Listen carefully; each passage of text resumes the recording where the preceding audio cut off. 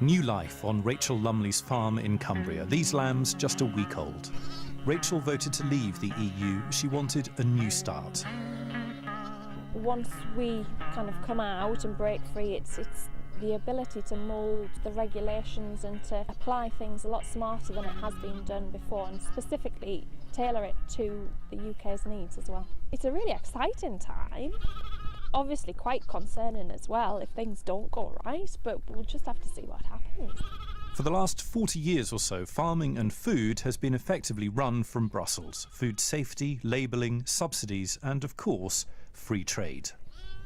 Hey Greg. You all right? Yeah. Rachel is meeting Greg Dalton from the National Sheep Association. He's pushing the government hard to maintain Britain's current trade deal with the EU. It's massively important to the UK sheep industry. I mean, we're exporting between 35 and 40% of our lamb into the EU, and if we were to lose something like that market, I fear it would almost collapse the sheep industry in the UK. Collapse the sheep industry. The stakes are high, and this is just one sector. On a beautiful spring day like this in Cumbria, the last thing you really want to think about is the labyrinthine complexity of food policy and the EU.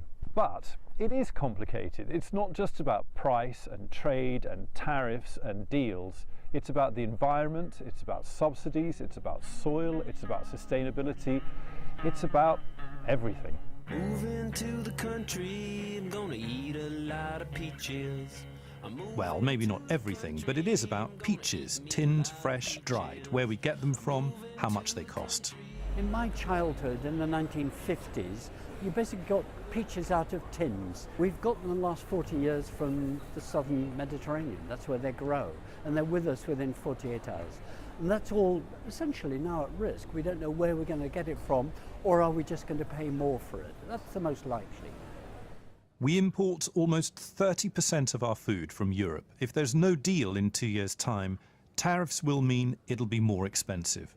Are we really going back to a world of tinned peaches? Back on the farm, Rachel is upbeat about the future. There's a huge opportunity. America is a huge potential market, but first and foremost, I think within the UK, we really need to be promoting lamb to the British consumer. There will be other markets to explore, and we might end up buying more British produce. But today, as Article 50 is triggered, there are big questions, uncertainties, and not many answers. Graham Satchell, BBC News, Cumbria.